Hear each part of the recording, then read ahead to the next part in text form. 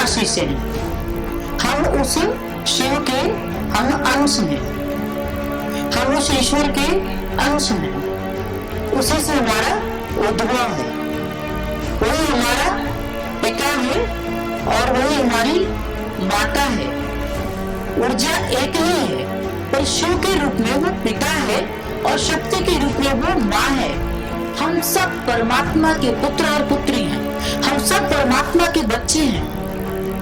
कुछ भी इस चराचर जगत में जो कुछ भी दृष्टिगोचर होता है वो सब कुछ उस ईश्वर से ही निर्मित है, और हम जीव सब एक दूसरे पे निर्भर हैं, सब एक दूसरे के सहारे हैं। इसलिए हम सबको एक दूसरे का सम्मान करना चाहिए। समय विशेष में कहीं ध्यान के माध्यम से, कहीं प्रेम के माध्यम से, कहीं ज्ञान के माध्यम से नाना रूप लेकर के हमारे बीच वो आता रहता है। उसी में गुरु का भी एक स्वरूप है। गुरु ब्रह्मा गुरु विष्णु गुरु देव महेश्वर।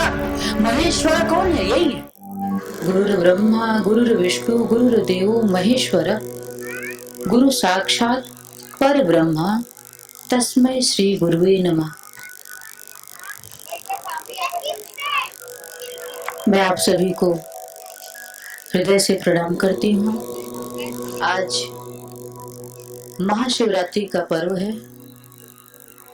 आज महोत्सव है। महोत्सव मिलन में है और शिवरात्रि का अर्थ ही यही है, शिव और शक्ति का मिलन। इसीलिए हम लोग शिव शक्ति महोत्सव करते हैं।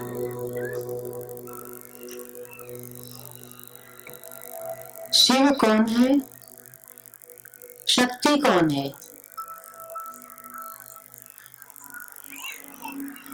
क्या हमारा तादात्म्य है शिव से? क्या हमारा तादात्म्य है शक्ति से? क्यों हम आज शिव शक्ति महोत्सव के दिन पे रुद्राभिषेक करते हैं? हिंदू धर्म में आज पूरे भारतवर्ष में मनाया गया होगा। हर जगह शिव का भजन हो रहा है, शिव की आरती हो रही है। क्यों ये सब हो रहा है? ऐसे ही और भी पर्व पड़ते रहते हैं। कभी कोई किसी भी देवी देवता के स्वरूप से जुड़ा हुआ हमारा कोई पर्व होता है। क्या कारण है इसके पीछे? क्यों बनाया गया है ऐसा विधान? क्यों इसको ऐसा नाम दिया गया है कि महोत्सव? क्यों नाम दिया गया है मिलन? क्या कारण है इसके पीछे?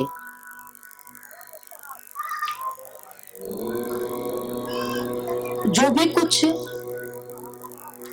देवी देवताओं के या किसी भी माध्यम से कुछ भी जो घटित होता है वो किसी व्यक्ति के चाहत से नहीं होता है।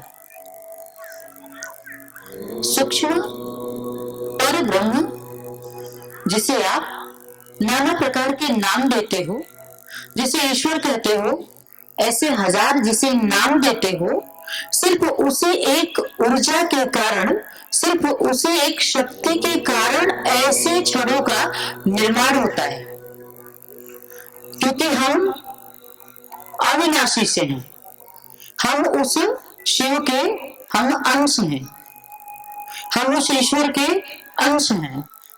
उसी से हमारा उद्भव है, वही हमारा पिता है और वही हमारी माता है। ऊर्जा एक ही है, पर शिव के रूप में वो पिता है और शक्ति के रूप में वो माँ है। और उसी शिव और शक्ति के समन्वय से हम जीवों का जन्म है।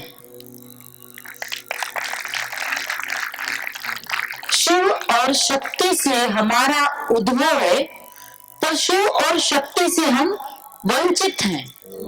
अर्थात हम अपने माता पिता से वंचित हैं, हम अपने माता पिता से दूर हैं। ये दुर्भाग्य है।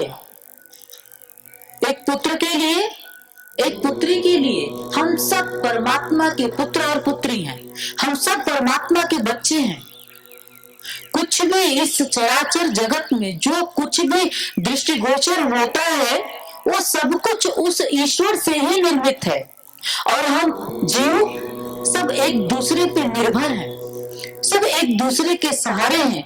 इसलिए हम सबको एक दूसरे का सम्मान करना चाहिए, इसलिए भी कि हम एक दूसरे की आवश्यकता है, और इसलिए भी कि हम एक ही ईश्वर से जन्म लिए हैं। किसी भी योनि में कोई जीव हो, पर हमें उसे प्रेम करना चाहिए, हमें उसे सम्मान देना चाहिए। और जब हम ऐसा करते हैं तो हमारे अंदर का जो शिव है वो जागृत होता है, वो चैतन्य होता है। शिव शक्ति है, सूक्ष्म है। ये शिवलिंग स्थापित किया गया है और रुद्राभिषेक किया जाता है, तो ये प्रतीक है, ये प्रतीक है भगवान शिव का। शिवलिंग उन्होंने अपने ऊर्जा से समय विशेष में अपने आप को बांट करके और जगह जगह पर स्थापित कर दिया और नाम दे दिया, उससे कुछ महात्म जोड़ दिया। ये बाहरी एक आकर्षण आप के लिए, हमारे लिए, हम सभी जीवों के लिए, कि इस जैसे काशी का बड़ा महात्मा है, काशी में बाबा विश्वनाथ। क्यों शिव ने ऐसा सोचा होगा, क्यों शिव ने काशी का निर्माण किया होगा? धर्म में चाहे जो भी कथाएं हो, मैं उसमें नहीं जाना चाहूंगी, पर मेरे अर्थों में मैं बताऊं तो सिर्फ इतना ही है कि ईश्वर जीव को जब इस संसार में भेजता है तो वो जानता है कि ये जो मेरी माया है, ये मेरा जीव मुझसे बिछड़कर उलझ जाएगा इस संसार में, और उसी माया में उलझ करके दुखी हो जाएगा, और सुख सिर्फ मुझ में है, आनंद सिर्फ मुझ में है, क्योंकि वो आनंद स्वरूप है।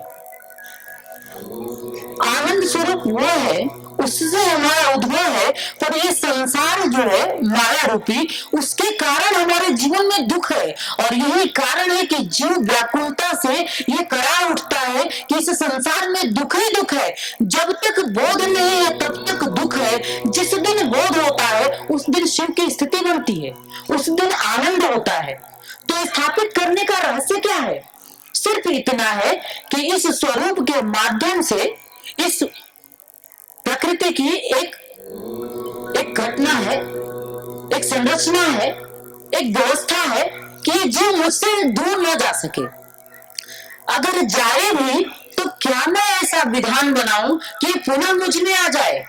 इसीलिए कभी कभी वो ज्ञान के माध्यम से, कहीं प्रेम के माध्यम से, जैसे मीरा में प्रेम के माध्यम से प्रस्फुटित होता है और तुम्हें अपनी ओर मीरा सम्मोहित करती है, उसके दीवानगी हमें सम्मोहन में लाती है कि मीरा में क्या ऐसा है, कृष्ण में क्या ऐसा है कि मीरा ऐसी पागल जैसी हो गई है। वो भी उस जीव में घटा, पर ये सबके लिए उदाहरण है, सबके लिए एक घटना है, सबके लिए आवश्यक है उस मीरा को समझना। सिर्फ मीरा को मान करके कि मीरा में ऐसा हुआ उसे वहीं छोड़ दोगे तो तुम फिर छूट जाओगे, और ईश्वर ऐसा नहीं चाहता है। इसीलिए समय विशेष में कहीं ध्यान के माध्यम से, कहीं प्रेम के माध्यम से, कहीं ज्ञान के माध्यम से नाना रूप लेकर के हमारे बीच वो आता रहता है। उसी में गुरु का भी एक स्वरूप है। गुरु ब्रह्मा गुरु विष्णु गुरु देव महेश्वर। महेश्वर कौन है? यही है, भगवान शिव ही तो है। ऋषि कहता है गुरु ब्रह्मा, ब्रह्मा वही है जिससे कहा, ऐसा माना जाता है कि ब्रह्मा हमारा निर्माण करता है। गुरु ब्रह्मा गुरु विष्णु गुरु देव महेश्वर, गुरु साक्षात पर ब्रह्मा। ये तीनों शक्तियों का उद्भव भी जिससे है वो कौन है? गुरु है। आज शिव शक्ति महोत्सव पे गुरु को समझना है, क्योंकि ये महेश भी गुरु से है। ऐसा ये श्लोक हमें संकेत कर रहा है कि ये शक्तियां भी जिससे, इन त्रिगुण शक्तियों से ही इस संसार की संरचना पालन और संहार माना जाता है। तीनों देवों का अलग अलग कार्य बताया गया है और इन तीनों का उद्भव, और ऐसे कितने देवी देवता हैं जिनका सबका उद्भव ब्रह्म से बताया गया है और वो ब्रह्म गुरु को बताया गया है। कैसे समझोगे शिव को, कैसे पाओगे उसके औलाद को, कौन दे सकेगा, किसमें क्षमता है? क्षमता वही बता रहा है, ये संकेत है। जब भी कोई मंत्र किसी में उतरता है तो वो एक तो कह लो कि उसका समर्पण होता है, क्योंकि बिना समर्पण के कुछ भी नहीं मिलता है।